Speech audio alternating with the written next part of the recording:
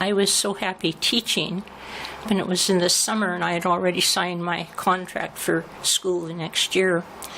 But we saw these people, and these people were squatting on corners waiting for buses and whatnot. And one day I walked into Pay and Save, and I saw the pharmacist way in the back of the room, and he was just shouting at this little Asian woman after each meal, and his face was red. And I listened to this for a couple minutes. After each meal. I walked up to him and I said, "Sir, you assume that everyone eats 3 times a day." And he grunted at me, and then he said, 3 times a day. She bowed and walked away. At that time, I did go home and say, I have to do something.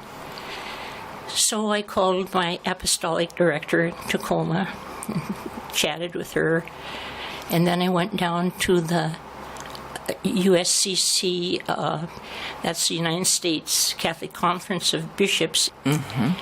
So he said, this was John Wilkie, and he said, go to Mount Baker Apartments. No one has been there since the people have been brought in.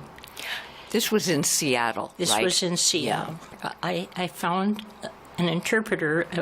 A few of them were coming to church, so I got a hold of one of them who spoke a little English.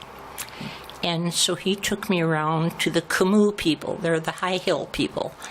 But when we walked in there to those apartments, first of all, on the outside, the cats and rats equaled the toddlers running around bare feet. It was scary.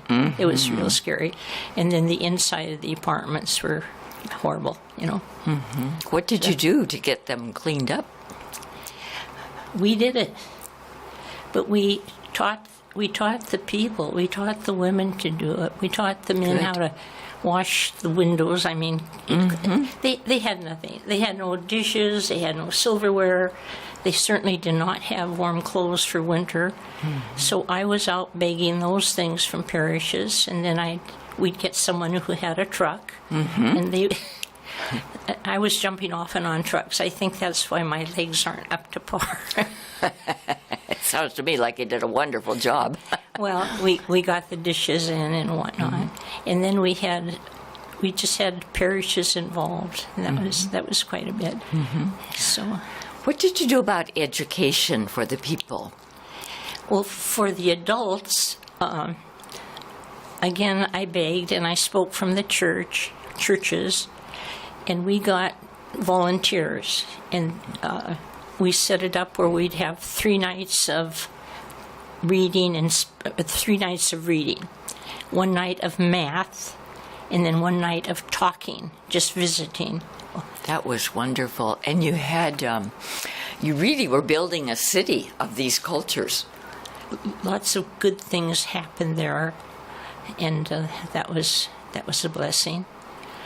And the people in the church where we were, some of them didn't want to take to the newcomers, but some of their own people reminded them that they too were newcomers at one time, and that coming from them, that was a powerful That was a big statement. help.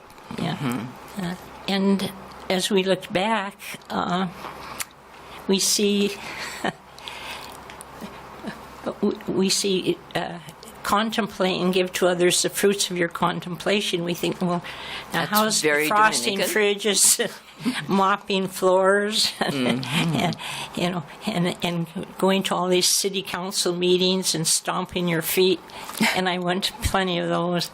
How is that, our mission? But it is, because our mission is to give to others the fruits of the contemplation, and the contemplation is truth and getting justice and equality for others. So that's what we did.